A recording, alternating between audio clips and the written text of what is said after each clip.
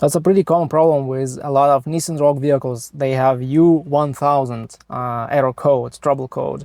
And this U1000 code means the loss of communication between control modules. It doesn't tell you which exact control modules. It doesn't tell you anything else, just the loss of communication. So what you can check on your own. First of all, you need to check the battery, because the low battery may easily trigger this U1000 code.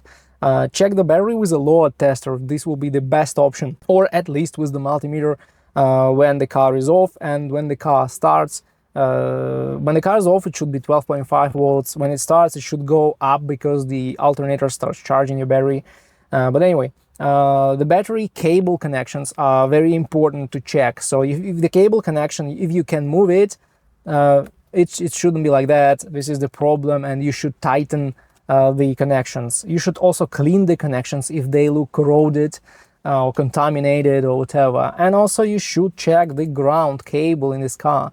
It's quite a common thing that these ground connections, they can get corroded and start throwing a lot of codes and problems. And finally, another DIY solution for this U1000 code is to check fuses. You may check all the fuses just by using the multimeter and checking continuity between the metal top metal points on these fuses. You don't need to even take them out, so just turn the car off and check the continuity in all the fuses. If you find blown fuses, just replace them and check if this fixes your issue. Other than that, there are no DIY solutions. This can be a problem with rodents chewing your wires. This can be a problem with water damage in the wiring, and finding this problem in modern cars is almost impossible. So almost impossible to fix this on your own. You will have to find a proper car mechanic, a car electrician actually, who will diagnose your car and find the place with loose connection or broken wire.